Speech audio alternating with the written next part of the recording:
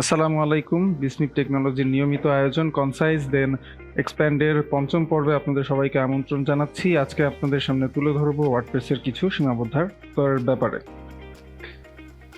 প্রথমেই যে সীমাবদ্ধতা নিয়ে আলোচনা করব সেটা হচ্ছে প্লাগইনসের ডিপেন্ডেন্সি। ওয়ার্ডপ্রেস ওয়েবসাইট যে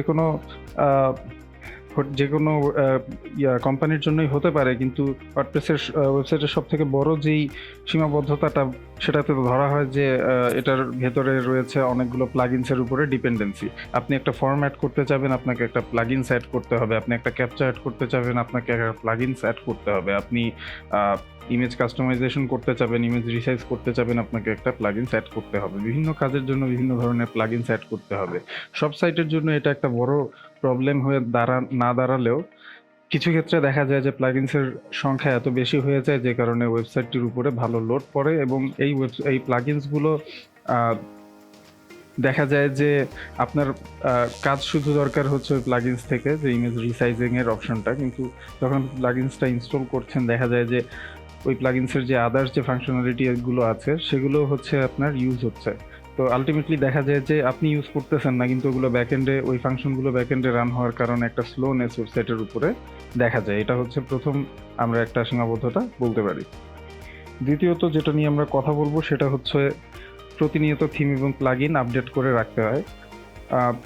ওয়ার্ডপ্রেসের আপডেট বলেন অথবা এর ভেতরে ইউজ করা থিম বা প্লাগইনের কথা বলেন, এগুলো কিন্তু কনস্ট্যান্টলি আপডেটেড রাখতে হয়। যদি আপনি আপডেটেড না রাখেন অনেক সময় ওয়েবসাইটটি ব্রেক হয়ে যাওয়ার একটা সম্ভাবনা থাকে।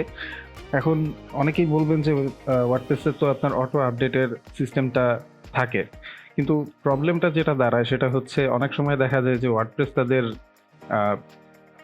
কোর ওয়ার্ডপ্রেস যেই প্ল্যাটফর্মটা ওরা হচ্ছে গিয়ে আপডেট করে দিয়েছে এবং আপনি অটো আপডেট দিয়ে রাখার কারণে সেটা আপডেট হয়ে গেছে, কিন্তু থিমগুলো এবং প্লাগইনগুলো এখনো ওই আপডেটের সাথে তাল মিলিয়ে দেখা যায় যে আপডেটটা ওই এত তাড়াতাড়ি করতে পারেনি। এবং প্লাগইনগুলো কিন্তু সবগুলোই হচ্ছে থার্ড পার্টি সফটওয়্যার, এবং অনেকেই দেখা যায় যে একটা প্লাগইন আর হচ্ছে যে কোম্পানি সেটা ডেভেলপ করেছে তারা আর ওটা আপডেট করছে না, যে কারণে দেখা যায় যে নতুন একটা আপডেটের পরে ওই প্লাগইনটা আপডেটেড না থাকার কারণে ওয়েবসাইটটি ব্রেক হয়ে যায়। এটা কিন্তু একটা বড় ইস্যু।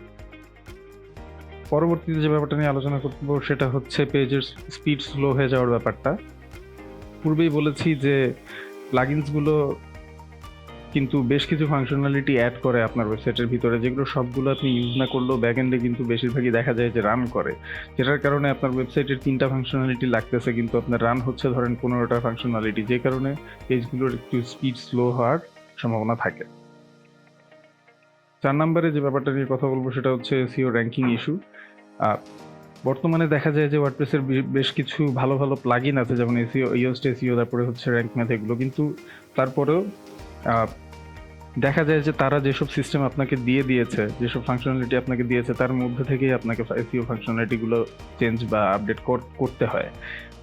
আপনি একটা কাস্টম সাইজে যেই সুবিধাটা পাবেন যে আপনি যেভাবে আপনি আপনার ওয়েবসাইটটাকে এসইও ফ্রেন্ডলি করতে পারেন, সেখানে কিছু সীমাবদ্ধতা এক্ষেত্রে দেখা যায় ওয়ার্ডপ্রেস সাইটগুলোর ক্ষেত্রে। পঞ্চম ইস্যুটা হচ্ছে ওয়েবসাইটের ইনসিকিউরিটি। দেখেন, ওয়েবসাইটে আপনি যে কয়টা থিম ইউজ করছেন, যে কয়টা প্লাগইনস ইউজ করতেছেন, সবগুলোই কিন্তু হচ্ছে থার্ড পার্টি সফটওয়্যার।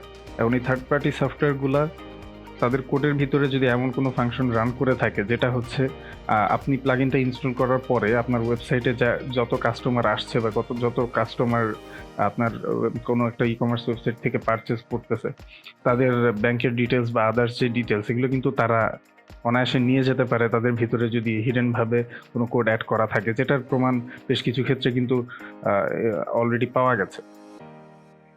তো এখানে ওয়েবসাইটের ভালনারেবিলিটি বা ইনসিকিউরিটির একটা ব্যাপার চলে আসে, যেটা আপনারা ওয়ার্ডপ্রেস ওয়েবসাইটে দেখতে পারবেন।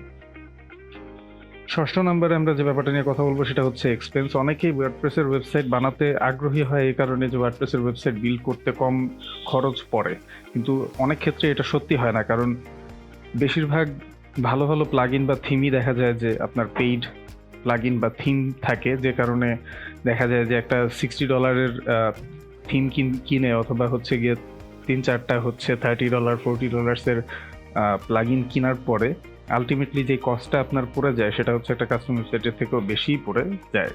অনেক ক্ষেত্রে এটা হয় না, কিন্তু বেশ কিছু ক্ষেত্রে এটা আবার হয়েও থাকে। ব্যাপারটা এখানেও আমরা উল্লেখ করতে পারি। সপ্তম যে ব্যাপারটা নিয়ে আমরা আলোচনা করব সেটা হচ্ছে ওয়ার্ডপ্রেস হচ্ছে গিয়ে মোস্ট অপটিমাইজড ওয়েতে বিল্ড করা নয়। এর সবথেকে বড় প্রমাণ হচ্ছে এটাই যে ওয়ার্ডপ্রেসে কিন্তু এখনো কনস্ট্যান্টলি আপডেট হয়ে থাকে। কারেন্টলি হচ্ছে আপনার 6 ভার্সনটা চলছে, কিন্তু সামনে আরো দেখা যাচ্ছে যে আপডেট আসছে। তো এটা যদি মোস্ট অপটিমাইজড হয়ে থাকতো তাহলে তো এটার আপডেটের প্রয়োজন হতো না। যেহেতু আসছে তার মানে হচ্ছে এখানে এখনো অপটিমাইজেশনের কিছুটা ঘাটতি আছে।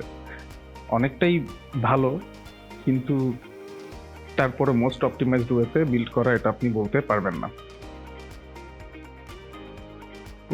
লাস্টলি যেটা আমরা আলোচনা করব সেটা হচ্ছে কোডিং স্কিপ করা সবসময় পসিবল হয় না। অনেক ক্ষেত্রেই দেখা যায় যে আপনি যে ফাংশনালিটি আপনার ওয়েবসাইটে চাচ্ছেন সেটা সবসময় কোনো প্লাগইন বা থিম এর ভেতরে অ্যাড করা থাকে না, যে কারণে দেখা যায় আলটিমেটলি আপনাকে কিছু সাথে কোড করা হয়। এখন যারাই ওয়েবসাইটটি ওয়ার্ডপ্রেসে বিল্ড করতে চায় তাদের প্রথম নিয়তি থাকে এরকম যে তারা কোনো ধরনের কোডিং ছাড়া, যেটা ওয়ার্ডপ্রেসের মূল মন্ত্র, আপনার কোনো ধরনের কোডিং ছাড়া আপনি হচ্ছে সম্পূর্ণভাবে একটা ওয়েবসাইটকে লাইভ করতে পারবেন। কারণ কিছু কাস্টমাইজেশন করতে গেলে দেখা যায় যে কোডিংটাকে স্কিপ করা আর পসিবল হয় না। ওয়ার্ডপ্রেসে custom CSS plus custom JavaScript add করার ওয়ে দেওয়া আছে, কিন্তু আপনাকে তো সেই কোডগুলো লিখতে হবে। আলটিমেটলি দেখা যায় যে কিছু ক্ষেত্রে কোডিং আপনাকে হালকা পাতলা হলেও জানতে হয়। তো আলটিমেটলি আপনি যেই পারপাসের জন্য ওয়ার্ডপ্রেসে আপনার সাইটটা বিল্ড করতেছেন সেটা ফুলফিল হয় না। পরিশেষে এটাই বলবো, ওয়ার্ডপ্রেসের এই সীমাবদ্ধতাগুলো বা ডিসঅ্যাডভান্টেজগুলো শুনে কেউ যদি মনে করেন যে ওয়ার্ডপ্রেসে ওয়েবসাইট বানানো দরকার নাই, তাহলে তাকে বলবো যে পৃথিবীতে অ্যারাউন্ড 60-63% ওয়েবসাইট কিন্তু ওয়ার্ডপ্রেসে রান হচ্ছে। যদি এর কোনো অ্যাডভান্টেজ না থাকতো তাহলে অবশ্যই এতগুলো ওয়েবসাইট ওয়ার্ডপ্রেসে রান হতো না। এখন সবাই তো দুধে ধোয়া তুলসী পাতা না, এখানেও কিছু ভালোর সাথে বেশ কিছু খারাপ দিকগুলো থাকে।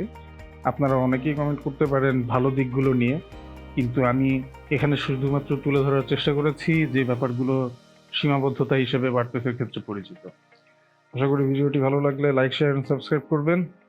আগামী ভিডিওতে আপনাদের সাথে চাচ্ছি। আসসালামু আলাইকুম।